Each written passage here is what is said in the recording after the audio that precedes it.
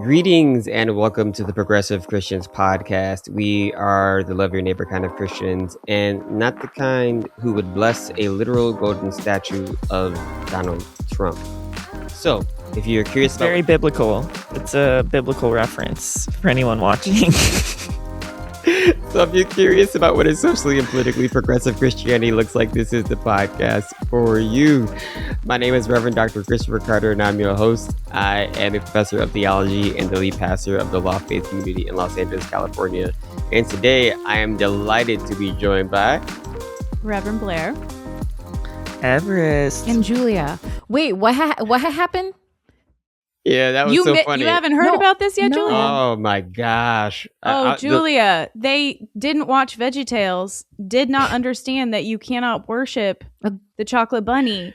They built a golden statue of Donald Trump, put it out at Mar-a-Lago, and had it blessed by pastors. And I think there was a rabbi there too. It's one of those things that if really someone wrote a story about it, I would be like, oh, this is such a corny, biblical retelling. It's so on the nose. It's not even really sending a message. It is biblical, but the other way, the kind that then they get smoted. Yeah, the kind that leads to being smoted. Yeah, that's the kind. Oh, cool. So golden. So those, I mean, for those of you who don't know, it's so this is from USA Today.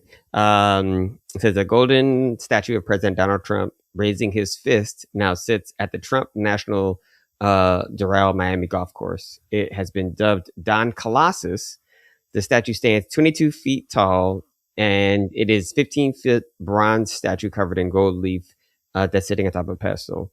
At a May 6th dedication of the statue was presided over by Pastor Mark Burns, who is a Trump ally and a Trump spiritual advisor. And this is what he posted on X after he was getting critiques. Oh my God. He said, "Let me say this plainly: this is not a golden calf. We worship the Lord Jesus Christ and Him alone. This statue is not about worship; it is about honor. The statue is a celebration of life. It is a symbol of resilience, freedom, patriotism, strength, and the willpower to keep fighting for the future of America." His post going on to say, it also stands as a reminder of the hand of God and His protection over President Trump's life. So you just know, can't say it. Even Aaron said this is not a God to be worshipped when they built the golden calf. They said it's a testament to God's power. But God was like, no, you're missing the point. Well, and to be clear, in VeggieTales, they don't pray to the bunny. They just bow down to the bunny. And Rakshak and Benny are like, no, we can't bow down to the bunny. That's wrong. The only one we bow down to is God, which is not even...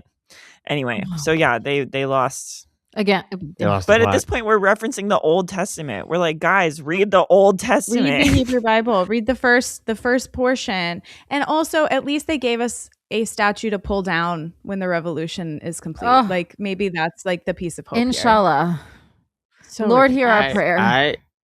I literally, so I did not know that was a VeggieTales thing in terms of that. I mean, I didn't really watch it, but Shadrach, Meshach, and Abednego is classic Black church sermons. That is one of the classic ones that I don't think I preached it at our church, because that's I only can get but so Black. I did the Ezekiel one, and that's definitely dry bones, that's us, but them three, that's woof, that's, I don't know, that might take, I'm gonna have to do that on gospel, maybe I can do that on Homecoming Sunday, because I need all the support. But yeah, it is, I think, I'm not surprised, obviously, this kind of things will happen, but I think that to me the failure to draw the connection between the story, not only the biblical story, but also the way in which the worship, right? How you try to draw this line between honor, right, and worship. That's what he's trying to say. Oh, this isn't about worship, it's about honor. But they're conflating these terms because of the deference and reverence, right, that they give to their particular leaders. And Jesus does not invite us to do that at all. Jesus is consistently critiquing our leaders. And I think in so many ways, obviously they're not following this pattern. So we're not talking about crazy statue, But worship. also, maybe of, this will bring the plague too, because that was the response. Well, I mean, of God. what they The worship. golden calf was he brought a plague. It's time for a plague, but not the hantavirus. We already please. did. Okay. We already did a plague a couple years ago, and still here. Yeah, We're still kicking. I mean, these still people kicking. worship power. That's why. That's basically it. In so many ways, I think actually ties to. So today's episode, we are going to be interviewing Dr. Melissa Borja, who is an associate professor of American culture at the University of Michigan, and the podcast series that she produced called 1 Million Neighbors, which is a limited podcast series about how American faith communities mobilize to do like literally something that seemed impossible, resettling more than 1 million Southeast Asian refugees in the face of all kinds of hostility towards migrants. And I think so. This podcast was produced by our friends at Axis Mundi. So those are folks who make Straight White American Jesus, Spirit and Power, and all the other podcasts that many of which that we absolutely love.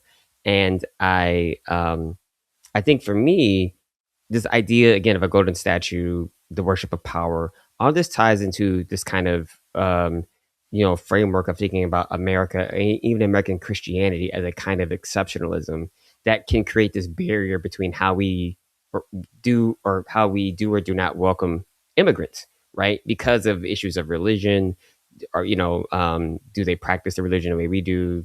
All these other kinds of things, or the idea that we have to convert them to save them, which has such colonial dimensions. All this stuff is wrapped up in a kind of bad theology that not only kills, but to me is so tied to money and power, right? And I know we haven't get we didn't get a chance to ask Melissa about this, but one question I really had that for me was so tied to the whole point of some of the challenges that we discussed in the podcast were tied to the worship of money and capitalism, and how anti-immigrant sentiment always arises or gets at a heightened state when people feel economically insecure, and they're looking for a scapegoat and they blame the wrong people. And I really want, and maybe we'll have a follow-up conversation with her at some point. But to me, that was just like, the same thing happened in this episode. I'm listening to all these episodes, and they're blaming immigrants for the auto industry collapsing. They're blaming immigrants for pollution in the Gulf of Mexico. They're like, oh, they're overfishing, and they're blaming the Vietnamese immigrants for overfishing when it's actually pollution from oil refineries that's actually the problem. And so it's like, how many times do we have to say, like, if we start actually holding the right people accountable, even if we just blame the right people, saying it's actually the billionaires, it's actually those who hold the money, like hold all the money. If we can actually hold them accountable, we might actually make a change. But now there's a guy that's complaining about Mamdani saying tax the rich. He's saying that's like a slur. He literally said, I don't know if y'all saw this. He literally said saying tax the rich is like, it's like he compared it to a racial slur. I saw it. I will put it in I was like, this. See, look. You're gonna have him swearing. Make me curse up here. You want to have the how having a lot of money is a marginalized identity that people can attack. Do you know who's the most oppressed, the most marginalized amongst us? The billionaires. It's going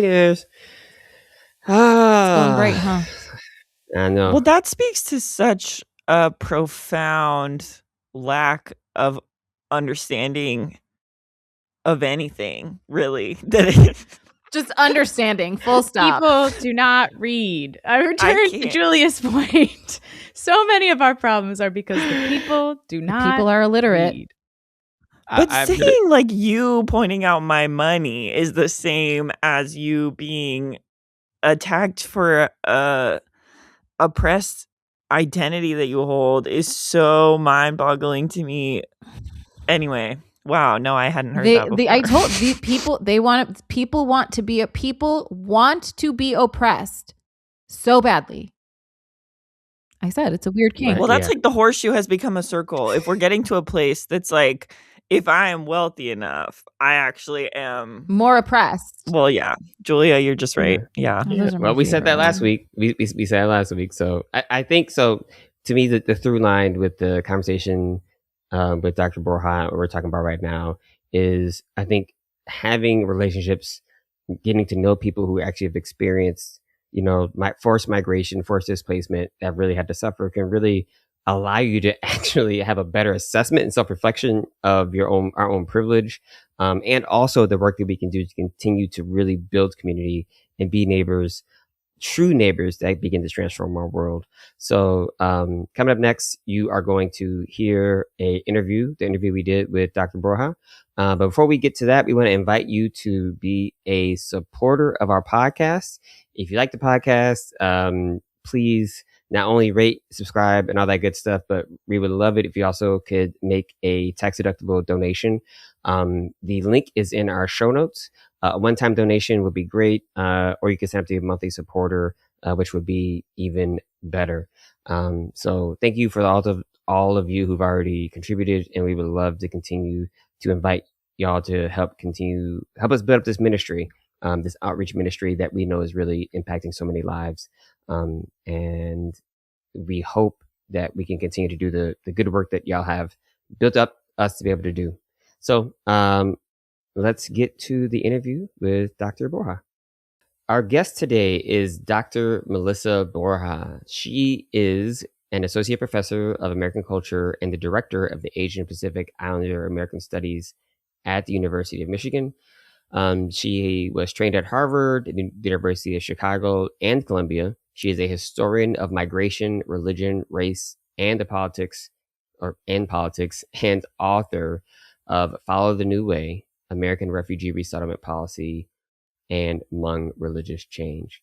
Dr. Borja has advised Princeton's Religion and Forced Migration Initiative and Bridging Divides Initiative, an expert on anti-Asian racism during the COVID-19 pandemic.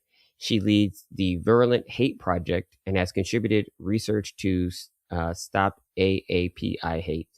She is the co-founder of Hoosier Asian American Power and has been active in faith-based refugee resettlement efforts in Indianapolis, where she lives with her family. And so in honor of her research and advocacy about Asian Americans, USA Today honored her as one of its 2022 Women of the Year, which is like, dang, that's amazing. Dr. Borja, thank you for joining us on the Progressive Christians podcast. How are you doing today? Thanks for having me, and I am doing great. It is spring. I'm always happy when it's spring. I love new beginnings. I definitely think being in the Midwest, that's one of the best times of the year where we can start kind of thawing out from all the funk of the winter. I don't want to brush past too quickly the awards just to be like, man, that's awesome. She's accomplished. Because in the academy, most of the time, scholar and an a lot of us, get in there. Some folks get in there and then it'll be actually trying to engage the world in a way that you clearly see yourself as I'm wondering, I suspect there isn't a line for you from scholar activist. It seems as though these things are probably deeply connected to how you understand what it means for you to be who you are in the world. I think that's right. I decided to be a scholar because I realized pretty early on when I was in my early 20s in college that in order to change the world, I needed to better understand the world. And I came of age in the era right after 9/11. I was a sophomore in college when 9/11 happened, and it really changed my path. I think when we see a lot of hurt and brokenness around us, I think that can really help us really identify what matters most. And so, yeah, understanding the world so that I can change it. I mean, that's so important because the world is confusing. So, well, it's confusing and it's not. I think we kind of know. Complex. Yeah, complex. There we go. It's complex. We kind of know, and at the same time, we're I want to start by just giving you the opportunity to maybe say a little bit about a synopsis of the limited series. So again, we're very grateful for our friends at Access Mundi for connecting us so we can even interview you. So the title of the series is 1 Million Neighbors. And the brief description says it's a limited podcast series about how American faith communities mobilize to do the impossible, resettling more than a million Southeast Asian refugees in the face of widespread hostility toward migrants. And so it's a really fascinating kind of dive into the history of some of the racial and ethnic and religious makeup of, broadly speaking, I would say the Midwest. But yeah, if you can just say a little bit more about kind of like the kind of the idea of the series and kind of just a cliff notes of, if you were to just talk briefly to someone about, tell them what it's about. There's kind of a big history of this podcast and a short history. So, some background about myself. I am Filipino American. I was born and raised in Saginaw, Michigan, the child of immigrants. And that has always been a part of my work, both my academic work and my community work. One thing that my dad did when I was growing up is he was directly involved in efforts to resettle Southeast Asian refugees in the 1980s. And so I was able to see people showing up for other people welcoming the stranger in my own life when I was a kid. But I think there is a very current story behind this podcast. So broadly, the podcast draws on my research and my writing that I've done over the past quarter century on refugee migrations. So there's that. But there's also the world in 2025, 2026. And things are really complicated. I think things are really painful and difficult right now if you are an immigrant or a refugee, or you are someone who cares about immigrants and refugees. And it's really easy to feel despair.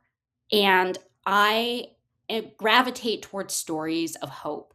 So my podcast is about a moment of really ugly anti-refugee, anti-immigrant, racist hostility, but it's also about how people decide to show up and resist that and show care and welcome and compassion in a way that is really unprecedented.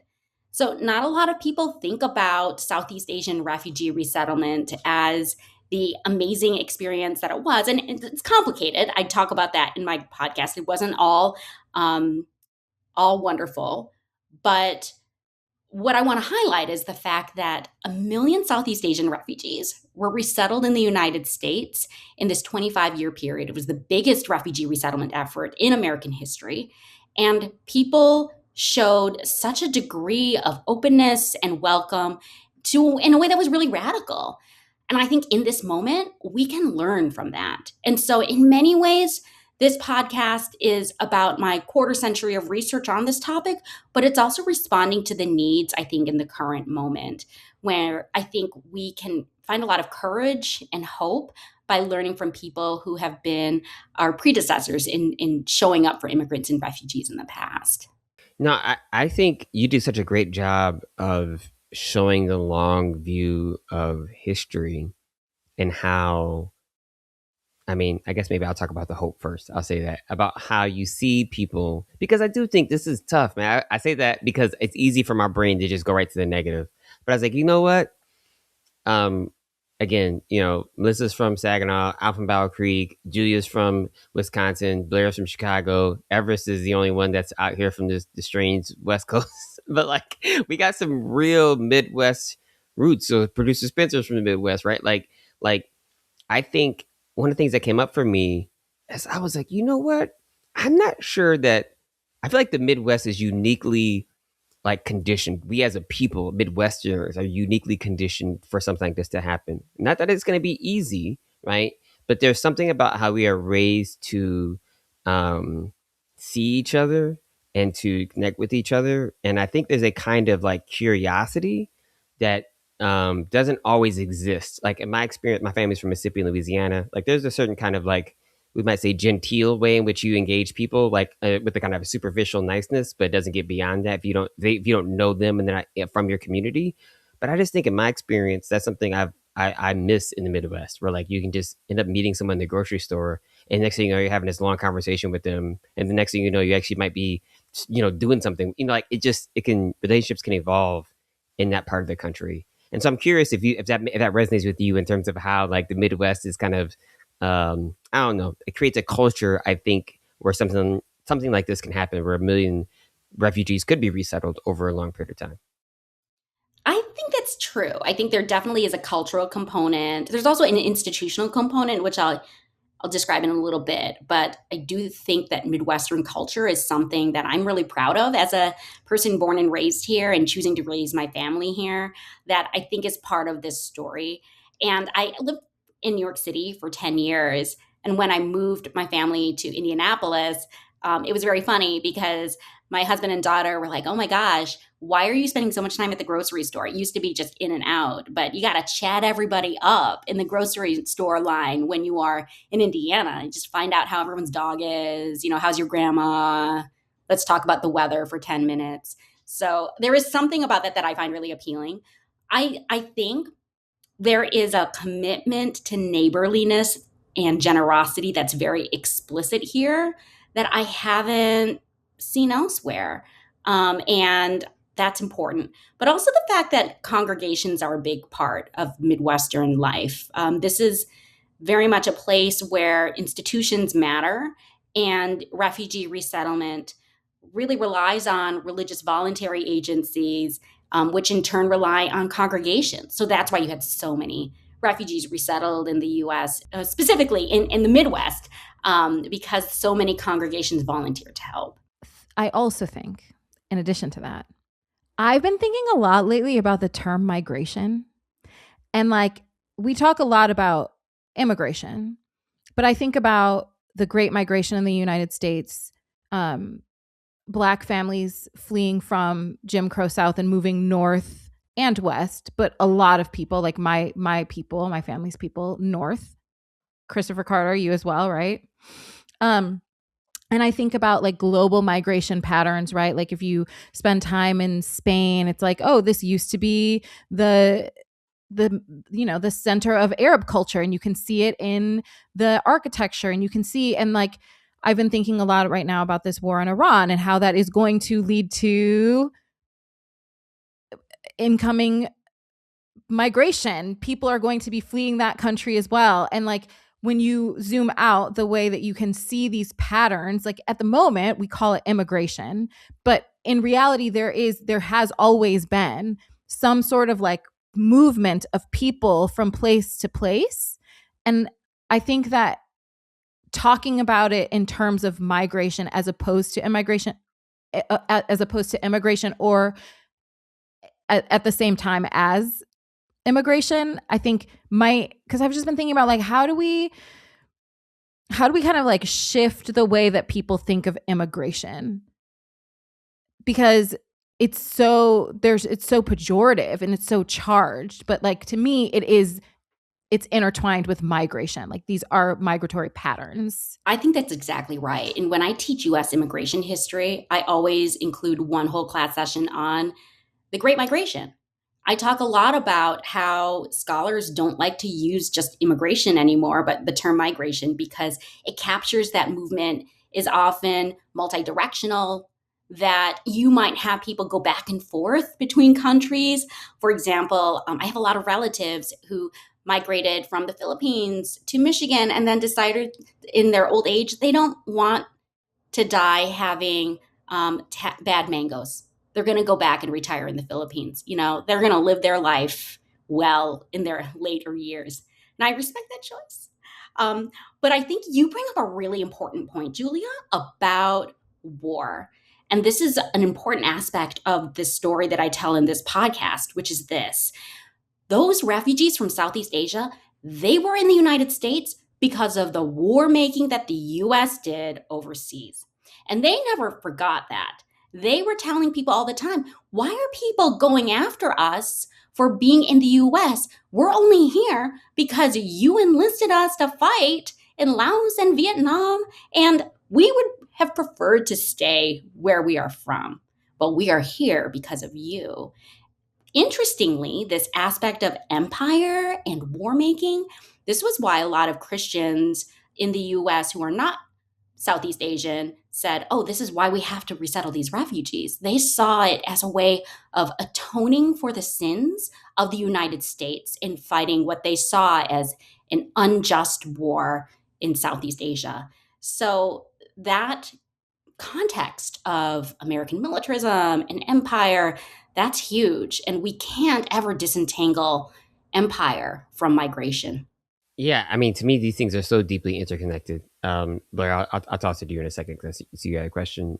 I just felt like you did such a good job. I had not explicitly made the connection. I think in my head, for some reason, the timing of the Vietnam War is just all discombobulated. To see how that much of the sentiment that arises is because of, quite honestly, and this is the compassionate part of me, Julia, that comes up. I see these people responding sometimes. By these people, I'm talking about white people. Um, and I'm wondering how many of these folks not only were soldiers or children of soldiers who also grew up around undiagnosed PTSD, like undiagnosed, and like they are living out their trauma on people who remind them of a time in their own lives that was extremely difficult, because this country, not only did it go over there and war make and therefore displace people that migrated here, but also use people like as fodder, right? Use poor people as it has always done, and not give them the tools they need to actually heal and repair their lives. And it made it so that, like a situation that you described in Houston that took place with the fishing, where a person in self-defense like murdered someone because he was being attacked, and then the Klan showed up. I was like, this is like the 80s, not like the Klan. This is, anyway. So yeah, I just think like so much of this is like because of our militarism, right? And the theological justification for militarism created the situation we are dealing with right now. I want to add one interesting detail here, though, and I think it's worth recognizing. Yes, there are so many experiences of trauma that Southeast Asian refugees and all refugees have when they are coming to the U.S. as resettled refugees. I mean, there is the trauma of war.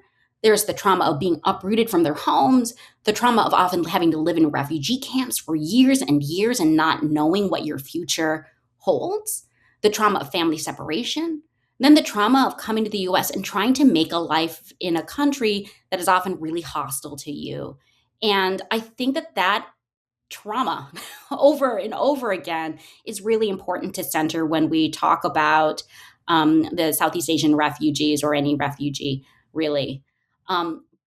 So the military and the war making of the U.S. is a really big part of this story, but it's worth noting that oftentimes it's military figures who are some of the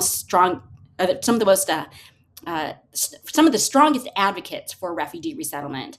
So after the U.S. left Afghanistan, it's often people in the U.S. military saying, I cannot leave my interpreter behind. I cannot leave the people who helped me stay alive in Afghanistan behind. And I say this as someone whose brother served in Afghanistan. My husband just recently returned from deployment in the Middle East. We know that there are loyalties that are forged when people serve overseas, and they feel a tremendous amount of guilt if they cannot save the people who worked with them.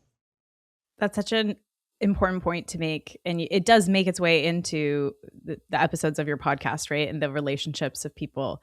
And so it's funny to think about the kind of two biggest like modes or encouragement of like international travel for Americans are people who want to be missionaries and people who join the military. And that's like such a weird cross section of society when they match up too, is like bizarre. But I study missiology, so I work with folks who are former missionaries, and we hear that in the stories that you tell of like people who wanted to be missionaries and then realize like, oh wait, the people from around the world are coming to me, and I can do something and I can be with them. And then my father is a naval officer, and I grew up learning I grew up learning about Singaporean stories and Malay stories and Indonesian stories, because that's the part of the world where he spent the most time. And we ate Singapore food, and so like I had this incredible openness to the world because of my father's experience being a part of empire. And both of those movements have empire and violence, and also benevolence and kindness and community. And I love the way that you tell the story because it is attuned to both of those things, and the way in which we don't have to leave our neighborhoods, but that we can find the effects of those stories and those movements like right where we are, right where we live. And it's great that you focus so much of your attention on Minnesota, because I think that also helps us understand why did Minneapolis push back so hard on the recent ICE actions. And I think a lot of people know the stories of Somali resettlement in Minnesota, but to connect it also back to previous waves of refugee resettlement. And one of the stories, or one of the connections to connect structurally, is that Lutherans in particular are very, very heavily represented in Minnesota. I actually worked with Lutheran Refugee Services when I was in seminary. And because so many Lutherans were German, they helped with the wave of immigration after World War II. And so the Lutheran Church was heavily involved in essentially refugee resettlement after World War II, and then have continued that commitment of refugee resettlement. And so it's all of these pieces of different parts of American history. And you may know one strain from part of your life, and putting all these different pieces together to figure out, as you said, like, why is the world behaving the way it is? There's always a story that helps us get there and understand these intersections. I can't remember which episode, but you mention the Statue of Liberty. And here's the thing. I fled the country, and I wish you all the best. I truly do. There's a part of me that is genuinely and sincerely patriotic. I am like, I don't even know how long my family's been in the United States, at least since the early 1700s. And I believe I'm so impassioned about this idea that there is a place for people who, give me your masses, give me your refugees, the people who have no place to be. We can discuss, the settlement of the land and the questionable methods by which the nation itself came to be. But in and of that, besides the Native Americans and in a lot of, and the African Americans, everyone else has come there for a reason. All of the white people came for a reason. Everyone is there for a reason. And I think that it's your story. This podcast reminds me, it's so easy to forget, because after, I was someone who is a child of immigrants. I'm not, but these stories get lost, especially because of the trauma. People don't like to, my mom doesn't even talk about her trauma of growing up in Jim Crow, that, she did. These stories can very easily be forgotten because they're not discussed honestly. And so the connections aren't always made, that even these white people that are there, they were fleeing something. They're there for a reason. They ain't from there. These people aren't from there. You came from somewhere else. And it might have been war, or it might have been famine, or, whatever, empire, if you are Irish, right? The same sort of colonialism and it might be easy for your family. It might have been easy for your family to be absorbed and assimilate, but your history is not different than honestly anybody else's who's been coming to flee. And I think your story speaks so beautifully about the spirit of what I consider to be patriotism, and the way that value of hospitality and holding space for people and making sure that they have a place to be and feel safe, that is still honored. I yield. I think it's always an interesting thing to consider when we look at the past, what lessons do we choose to learn from it?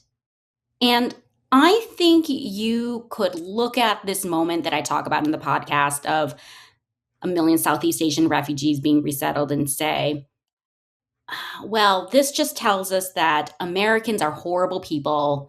because if you just listen to the part about the Ku Klux Klan and the people harassing children, you could say that. Like, yeah, Americans were often very horrible to Southeast Asian refugees. And a majority of Americans didn't want them to be resettled. Actually, not in any point in the history of refugee resettlement and public opinion polling was there a moment when a majority of Americans wanted to accept refugees. So you could easily walk away with a very negative, disheartening story about our country. And yet, I think it's really important to call attention to people who are choosing another way, and we can learn a lesson from that. So to go back to Minnesota, I honestly wrote this podcast having studied Minnesota for 15 years. And then what happened in January 2026 happened. And I redid some of the story because I wanted to engage in what was happening in Minnesota in 2026. But I'd already been working on Minnesota for a long time, but none of it surprised me. I got to see what was happening in Minnesota from the vantage point of someone who has been thinking for a long time about how Minnesotans know how to organize a potluck. They know how to coordinate with their congregations, how to get food to someone who needs it, jackets to someone who needs it. I have a very dear friend who appears in the podcast who was actually a former minister of mine when I lived in California, Ashley Haran. She's very prominent in Unitarian Universalist circles. And when she called for help on social media for people to bring winter clothing for all of the clergy who were showing up to demonstrate together and do public witness together, I was not surprised when there were mountains of jackets showing up, because there were mountains of jackets showing up in churches in the 1970s and 1980s when refugees were arriving. So I actually think the lesson you can learn from the period that I study is, yeah, people can be horrible. People can also be extraordinarily kind in a way that can be surprising even to ourselves who are practicing the kindness, in a way that often pushes us to be more than we expect ourselves to be. So I find hope in that. That's why I'm just low-key obsessed with Minnesotans and Lutherans. I could hang out with Lutherans all day and study Lutherans all day. They are the most orderly archive keepers. So as a historian, Absolutely. yeah, I always tell people, how about more Lutherans? That is such an accurate description of Lutherans. My father was a Missouri Synod Lutheran, and yes, so he always has these like very detailed stories, and he's kept everything from every church conference he's ever been to. And God bless him, I got to write some papers on some of it. So it's and the connection of Lutherans and how they've been connected in this immigration work is a story that I wish more people knew about, and glad they make their way into your storytelling. Well, and I think it's really important because I think especially where we're in Los Angeles, I think we do have a real problem with kind of coastal elitism and of writing off kind of huge swaths of the country. And both your podcast and witnessing the organizing that happened this year in Minnesota, I think was a really good wake-up call for people about how necessary coalition building is right now, and how a lot of people that maybe people on the coast would not expect actually embody that in a way that we often don't. And I love hearing that you were not surprised. I guess a question I have for you is, if you could implant something in the brains of everyone on both coasts about the Midwest, maybe a skill or an understanding, what do you wish more people knew or were absorbing or curious about? I think it's gotten a lot of attention after Minnesota, and I'll emphasize it here again. Some of the most profound acts of justice begin with some of the humblest works of just being a good neighbor. So I've spent a lot of time in California and New York, And my political work, my community work was completely transformed in 2019, 2020, when I moved back to the Midwest. And I also read at the time this book called Politics is for Power, which is a book that's all about rejecting political hobbyism. This idea that people will engage in politics almost like how they might cheer for a sports team. And it's just like a very icky way of thinking about our civic life.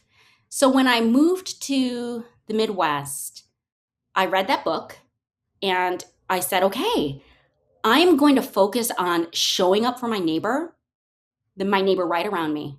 And I did. That is how I started getting involved in a number of efforts related to racial equity, immigration, justice, refugee resettlement, voting rights here in Indiana.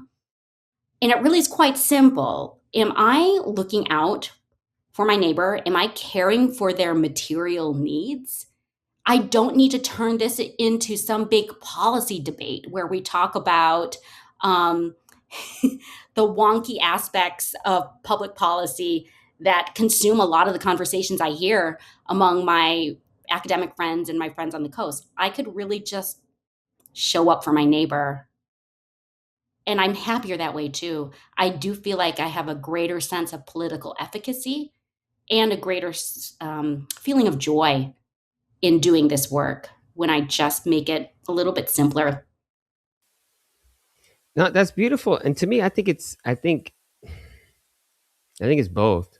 I think it's both people like us. And by that I mean people who've got the additional training, right? Like I think I always try to encourage people, or want to inspire people to create community and to love your neighbor. I mean, I think this is, a key part of this podcast, key part of what we do is to know your neighbor and love your neighbor.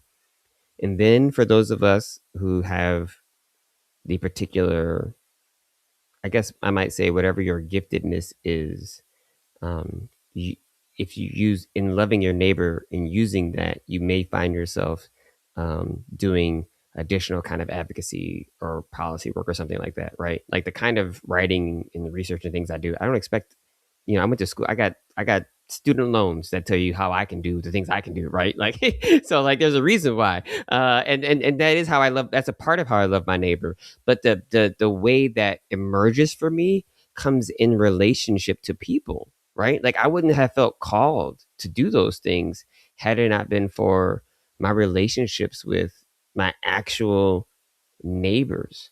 And that shaped so much of my work. And I think what I hear you saying, Melissa, is like you had, I guess if I could boil it down, like you had an intellectual understanding of some of these things, of all these things, but the kind of relationships you were able to create when you moved back to the Midwest gave you an affective dimension of feeling it, right? Where you could kind of see the neighbor suffering as your own suffering and then use your skills to do something about it. I think that's right. And I think in the stories I tell through this podcast and also in what we witnessed in Minnesota in 2026, so much the most compelling forms of public witness were sharing stories that were rooted in deep relationship and close proximity and deep understanding of how people are suffering. And so I do think that's a really powerful way to advocate for change, to have it deeply grounded in relationship, and then to be able to zoom out and say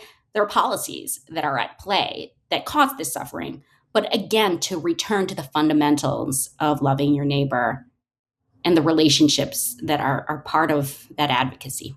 Yeah, I have a question related to that sort of impetus to neighborliness. You talk, I don't remember which episode it was, maybe episode 3, where you talk about Matthew 25 and that several different churches like lean on this passage from scripture that talks about when I was hungry, you fed me, when I was clothed, or when I was naked, you clothed me, when I was in prison, you visited me. And it's Christ describing that when you did these things, you to the least of these, you did them unto me. And that you found this sort of thread amongst refugee resettlement teams from congregations using that theology to motivate them. I thought it was really interesting too that one of the first women you interview is a Southern Baptist, because I'm not sure that Southern Baptists want to talk about Matthew 25 right now. And so I'm curious. I'm curious in your observation of congregational advocacy and your exposure to the sort of theological impetus for that. How did we lose that as a central aspect of American Christianity? Because I don't think we've lost it actually as a central aspect of American Christianity for the majority. But there are a lot of denominations and a lot of Christians speaking very loudly that is not the priority, and that actually caring for your family is more important than caring for your neighbor. So I'm just curious, like, what have you observed? Like, is it a shift, or has this always been a minority voice, even though it's the majority practice in American Christianity? I'm still trying to make sense of Christianity in the current moment and how we have ended up in a place where people are openly saying that they see too much empathy, that empathy is a problem. I'm still also trying to process the fact that we might have a vice president, for example, who is critical of the Pope's knowledge and exposition on theology. I have many questions about that. Although a colleague of mine explained that by saying, oh, that's actually showing that J.D. Vance is deeply evangelical. Like, evangelicals don't respect the Pope. So like, he's Catholic now, but he still has an evangelical orientation. And that commentary about the Pope is a reflection of his enduring evangelicalism. I thought that was very interesting. I'm still tossing that over in my head. But back to Matthew 25 and how we got to this current moment. So what's interesting to me about the references to Matthew 25 is it was across so many different denominations in the 1970s and 1980s. Catholics, they called their refugee resettlement committees Matthew 25 committees. Lutherans talked about it all the time. The Presbyterians were talking about it. The Southern Baptist woman who I feature in my podcast, she honestly was more drawn to engaging in refugee resettlement out of a commitment to missionary work.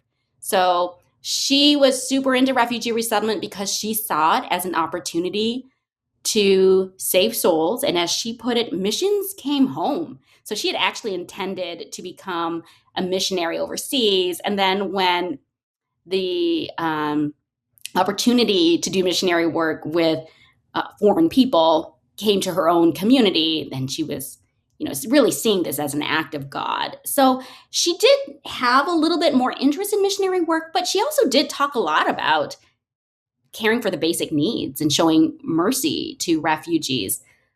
On occasion, I scroll social media and I see posts by World Relief, which is the evangelical refugee resettlement agency. And I feel a little encouraged. I'm like, okay, people still care about refugees, care about Matthew 25. And then I have to remind myself, well, I don't know if they're necessarily representing the broader white evangelical perspective here. So I do wonder. I am only going to guess here, but I think we are seeing in the current moment politics operating as religion, or it's called religion. It's really just partisan politics. That's my instinct, but I'm a historian and not a scholar of the current moment. And so I trust the theologians in the room to help us understand that a little bit more. Just real quick, the observation of the difference between motivations is the motivation of Matthew 25, which is to serve the least of these because that's where Christ is, and the motivation of a missionary impulse for conversion.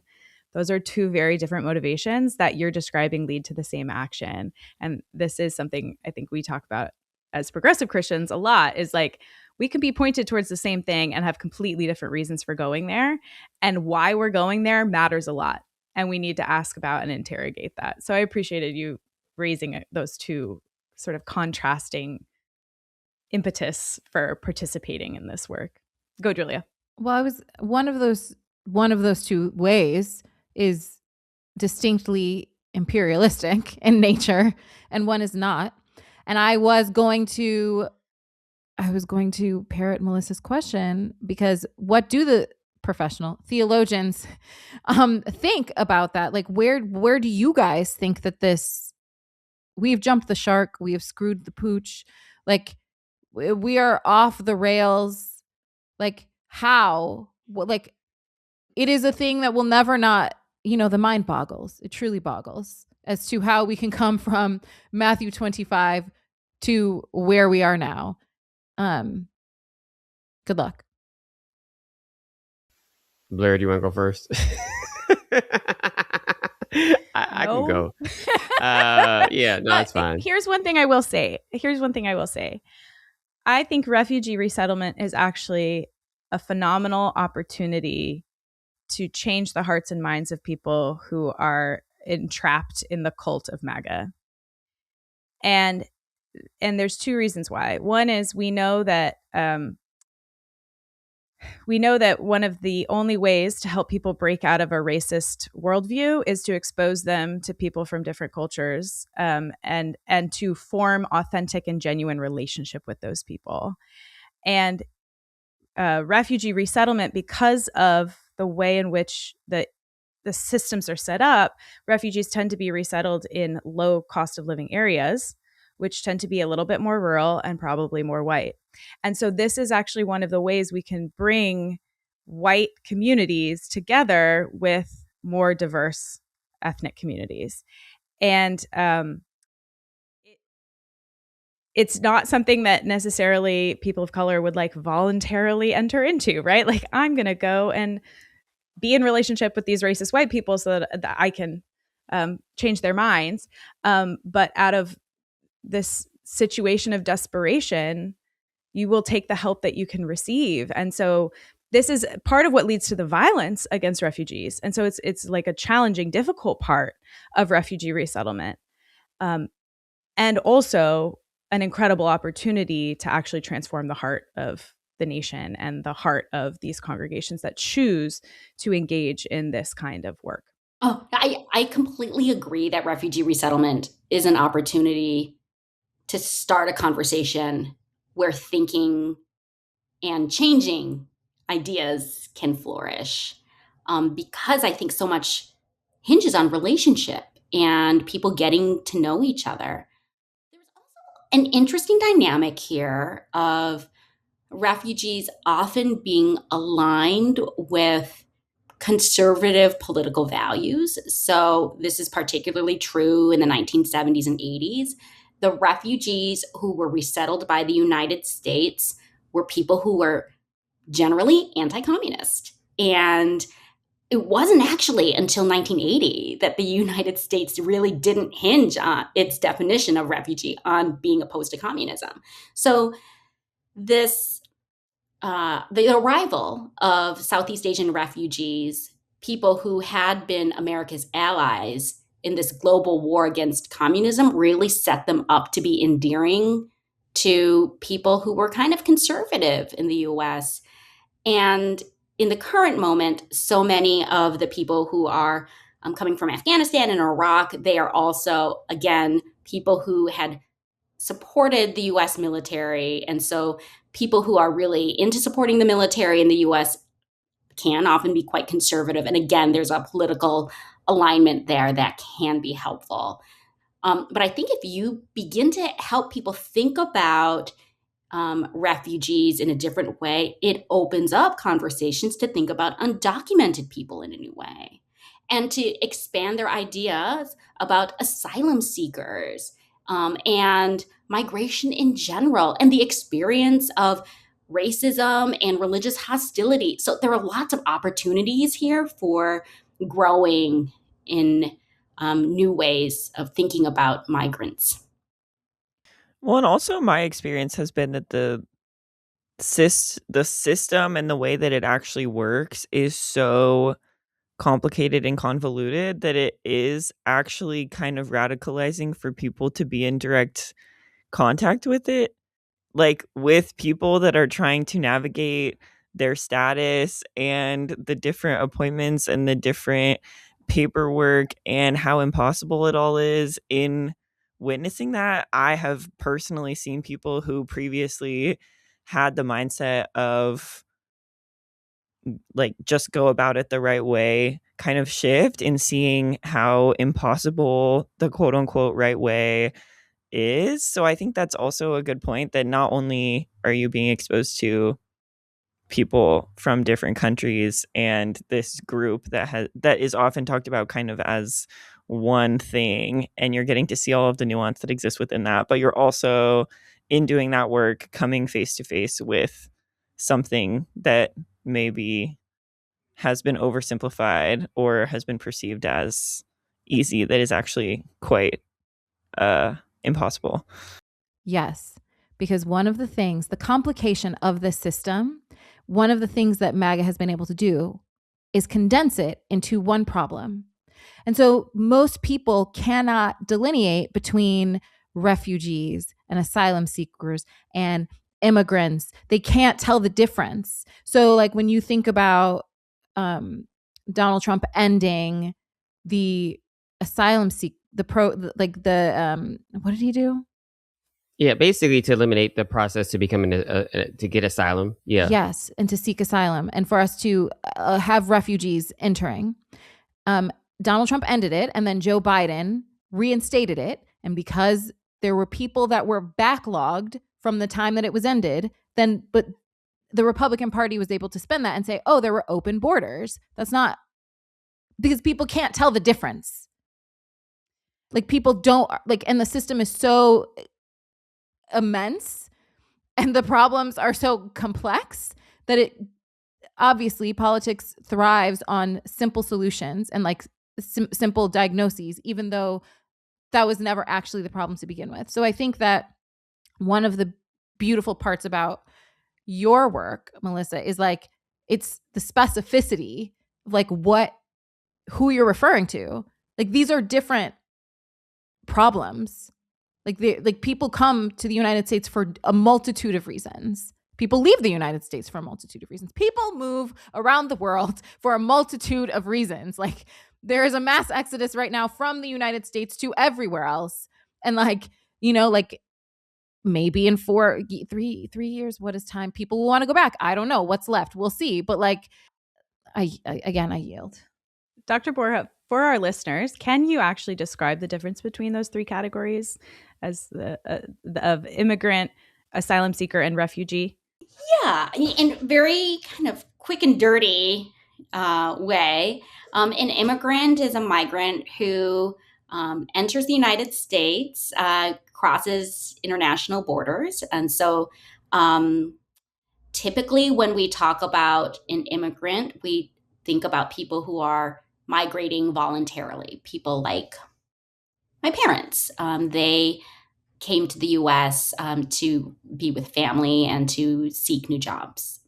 Then we have refugees. Refugees are people who are forced to migrate, and they are designated as refugees before they enter the United States, and then they have a very specific pathway for entering and being resettled in the United States. So they are vetted. This is an important thing to emphasize, that they often wait for a long time to be resettled in another country, sometimes years, and they are designated refugees in part or in large part because they have experienced some sort of persecution that makes it unsafe for them to stay where they are. I will say in part because also global politics have a part to play here. So the U.S. will choose to resettle refugees that are in its national interest. And I'll just point out to the example of white Afrikaners from South Africa. That is, I think, a really clear illustration of how politics, national politics and international geopolitics are part of this. And then finally, asylum seekers are people who have also experienced persecution, but you can't claim asylum until you are on U.S. soil. So they have a very different pathway, and you have to be in the U.S. in order to claim asylum.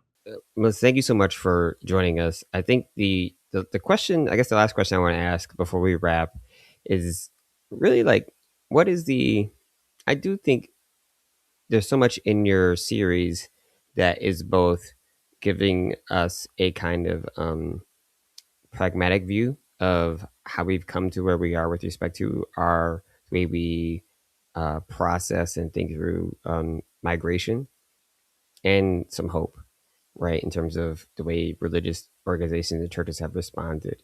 I'm wondering if maybe you could say a bit more about like why you chose to kind of write or talk about religion in this response, right? Like what, why you chose to talk about this from using, because you're historian ethnic studies, right? So you don't have to use religion. And like, what is the ultimate takeaway you hope listeners get from the podcast? Yes, I think religion is an important part of any story we tell about immigration in the US, including refugee resettlement. So that is the thing I'm always going to shout from the mountaintops. We can't understand immigration policy until we understand the dynamics of American religious life and how it intersects with our politics. But in the case of refugee resettlement, we would not have a robust refugee resettlement system if it were not for people of faith.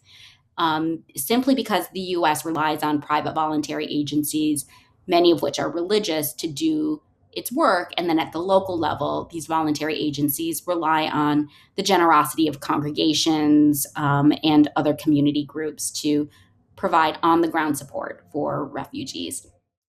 So I think religion is an important aspect of anytime we talk about migration, because religion can be such a powerful force for exclusion. If we think about our immigration policies in the US, we should remember that our immigration policies have been wielded throughout our nation's history to keep out people who are not Christian. And religion has also been a powerful force for inclusion and compassion. And so once again, I go back to the very basic point I made earlier. What lessons do we want to tell about our past? Or what stories do we want to tell about our past, and what lessons do we want to learn?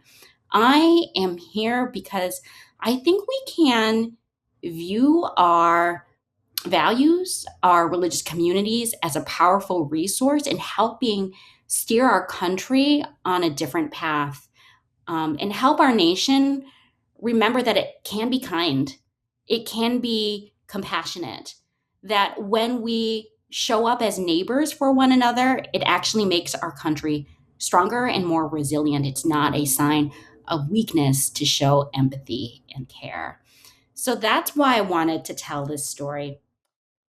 And finally, I wanted to tell this story simply because I am hungry for stories of hope. As an organizer, as a scholar, as a teacher, as a mom, I think we are hungry for hope. We need hope right now more than ever, and examples that we could follow. And I think the story I tell through this podcast is an example of courage and compassion that's very inspiring to me, and I hope will be inspiring to other people. Awesome. It really was. I mean, it definitely, I left feeling more hopeful than anticipated, quite honestly, because of everything that's happening. And that's why I loved how you tie it together with what's happening in Minnesota and around the country now, which is what has happened in the past, and the way in which communities have consistently resisted. There's always been people who've had an anti-immigrant sentiment in this country, and there's always been people, particularly religiously motivated people, who've had the desire and courage to invite people to help resettle them, to actually be their neighbor, right? There's always been this tension. And so it really is a decision that we have to make to, as the expression goes, to listen to our better angels and actually, literally love our neighbor as we love ourselves. So Melissa, again, thank you so much for being on. I would love if you tell people like where they could find the episodes and find any more of your work, social media, all that stuff, so people know how to get in touch with you. Yes. So once again, the podcast is called 1 Million Neighbors. It's produced by Axis Mundi Media. And you can find the podcast anywhere you've listened to podcasts, Apple, Spotify. And it's a short 6-episode series. So wonderful to listen to during this month, which is Asian Pacific American Heritage Month, and also wonderful to listen next month, which is when we celebrate World Refugee Day. Awesome. Well, thank you, Melissa, for joining us. And as we wrap up, we've been trying to your point about stories of hope, we want to wrap and end with some good news. And so one big good news that we have is that Carbon Brief, they calculated that the UK has hit its lowest emissions levels in 150 years. Coal use has dropped to levels last seen in 1600 when Queen Elizabeth I was on the throne and William Shakespeare was writing Hamlet. It means the UK emissions are now at sustained lows not seen since Victorian times. This is a very exciting development with implications outside just the UK, as it's a great example for countries to try and follow their lead. Another bit of good news is that Julia has passed her first year in school, even though we desperately miss her. We know she's having fun in another country, learning about all the stuff we talk about on the podcast, and hopefully I'm not getting her in any more trouble that she already is with her professors. So with that, I want to thank you for joining us for the Progressive Christians podcast. The Progressive Christians podcast is a ministry of The Loft, a worship community of West William Methodist Church. If you would like to connect with us and be a part of the conversation, you can find us on all social media platforms at Progressive Christians. And if you have any questions or comments, we'd love to hear from you. Please email us at progressivechristians@loftla.org. Our show is produced by our amazing producer Spencer and is mixed and edited by our wonderful audio engineer Sahiti. If you like the show, please rate, review, share, subscribe to it on whatever podcast platform you are using. Thanks for listening, and we will see y'all next time. Bye. Bye. Bye. Bye.